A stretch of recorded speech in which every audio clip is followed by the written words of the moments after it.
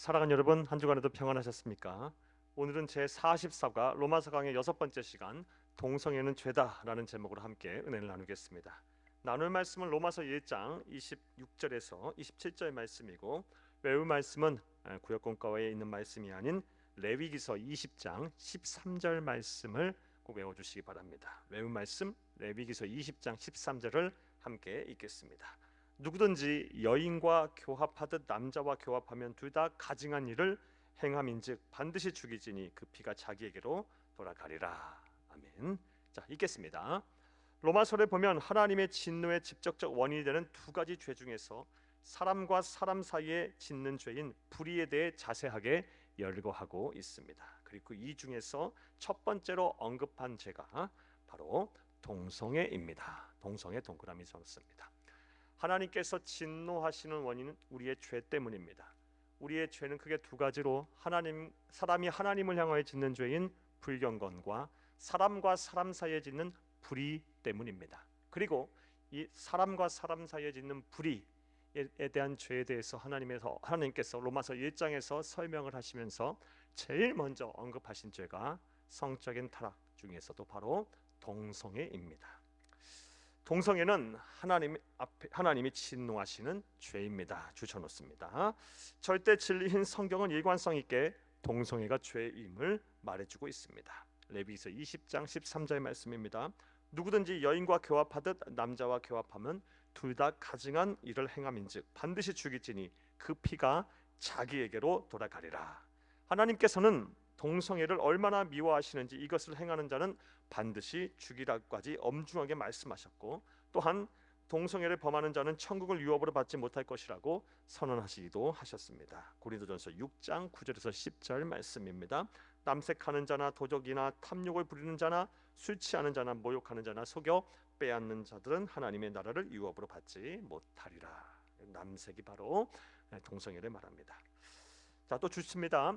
동성애가 하나님이 미워하시는 죄임은 성경뿐만 아니라 기독교 2000년 역사를 통해서도 잘 알 수가 있습니다. 추천했습니다.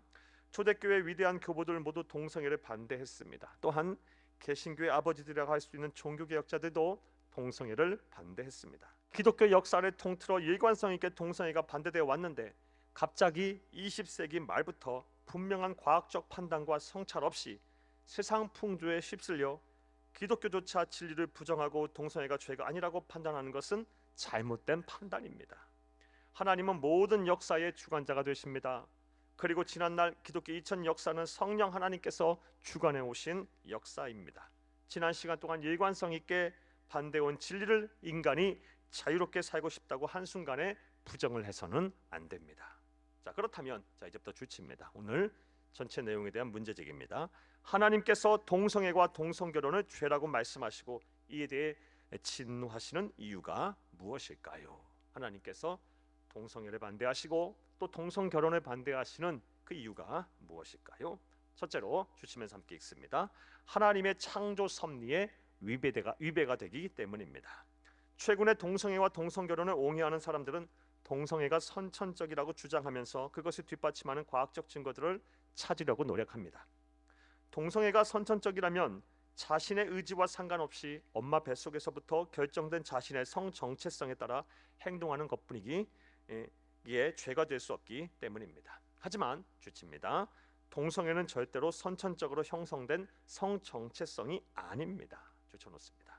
현재 대다수 학자들은 동성애가 선천적으로 결정된다고 보지 않으며, 또한 몇 개의 유전자에 의해 동성애가 유발된다고 보지도 않습니다.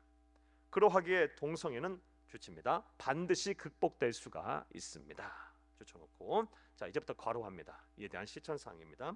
예수 그리스도를 진정 자신의 구주로 영접한 사람들은 내주하시는 성령의 능력에 근거하여 동성애적 성향을 극복할 수가 있습니다. 실제로 동성애를 극복한 많은 사람들의 증언이 이를 입증하고 있습니다. 그러므로 동성애자들은 성령께 의존하여 자신을 변화시키려고 노력해야 합니다. 과학적으로 볼 때 동성애는 선천적이 될 수가 없습니다.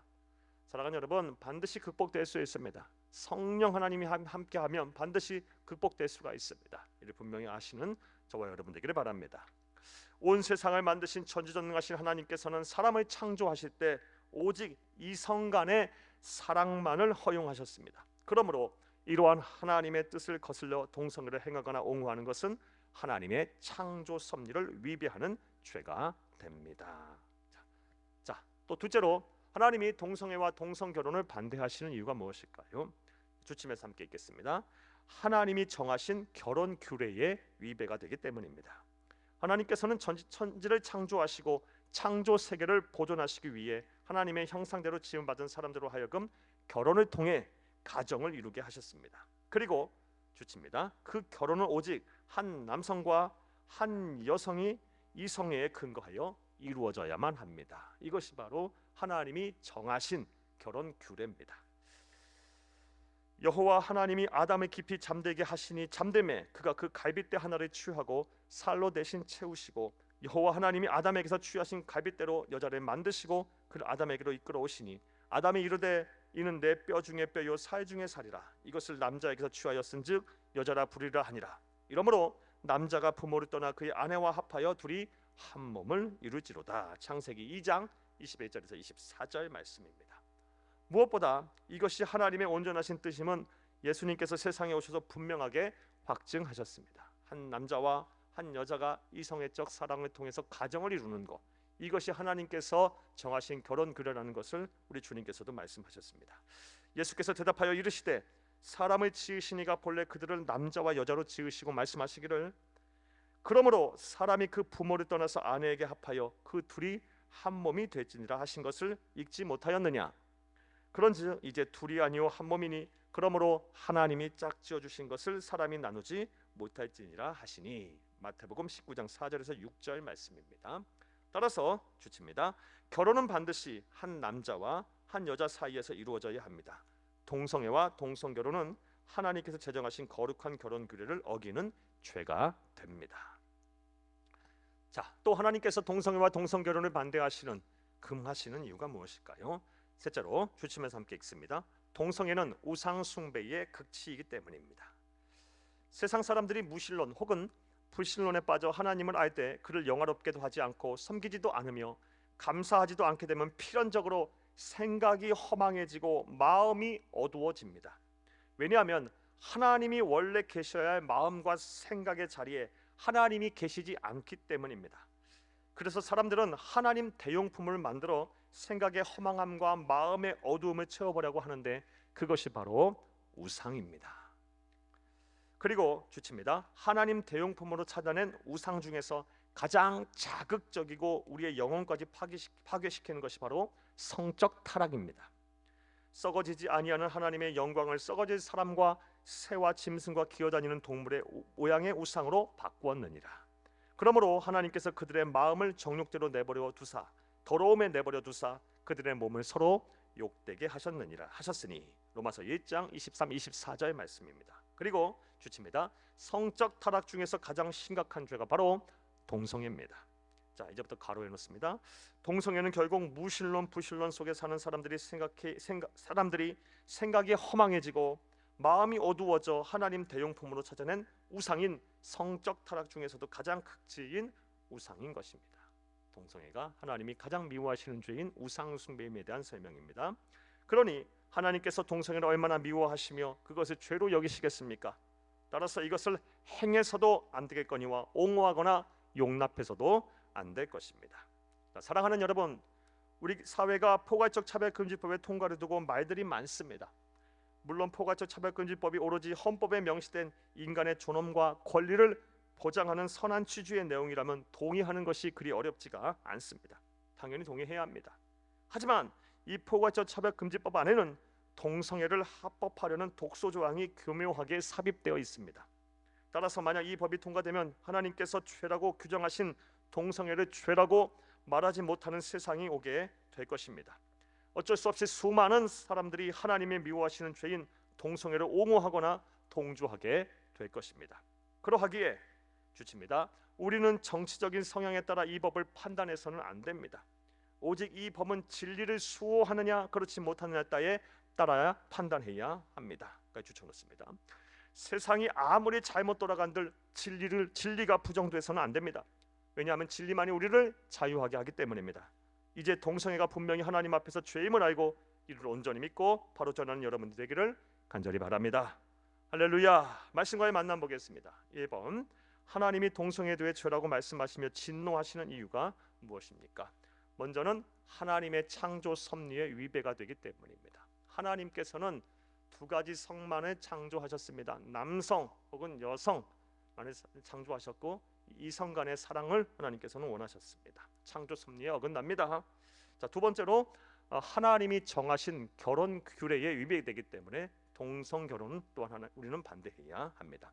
하나님께서 제정하신 결혼 규례는 한 남자와 한 여자가 이성애적 사랑을 통해 가정을 이루는 것입니다. 자, 또 세 번째로 이 동성애가 우상 숭배의 극치이기 때문입니다. 자, 두 번째 질문 보겠습니다. 하나님이 정하신 결혼 규례는 무엇입니까? 남녀 이성 간의 사랑에 기반한 결혼만을 하나님이 원하셨습니다. 세 번째 질문 보겠습니다. 우리가 성적으로 타락하지 않고 거룩한 가정을 이루기 위하여 어떠한 신앙적 자세를 가져야 할지를 생각해보고 함께 나누어 봅시다. 사랑하는 여러분, 우리 인간이 가지고 있는 악한 본성 중에 이 성적으로 타락하려는 이 악한 본성이 있습니다. 그리고 이것은 우리의 인간의 힘과 노력만으로는 제어하기가 불가능합니다. 오직 우리를 정결케 하시는 영, 성결하신 영인 진리의 영이신 성령 하나님께서 우리와 함께 하셔야 합니다. 성령께서 우리의 욕구를 제어하셔야 합니다. 거룩하게 살도록 이끄셔야 합니다. 그러므로 성령 충만하기에 날마다 힘쓰시기 바랍니다. 이를 위해 기도와 말씀 묵상, 예배를 소홀히 하지 마시기 바랍니다. 여러분뿐만 아니라 여러분의 가정이 그렇게 되기 바랍니다. 그리하면 패역하고 음란하고 죄가 많은 성적으로 타락한 세상을 사는 가운데서도 여러분과 여러분의 가정을 성결하고 거룩하게 지켜낼 수가 있을 것입니다. 이런 은혜와 실천이 저와 여러분 가운데 함께하기를 간절히 바랍니다. 감사합니다.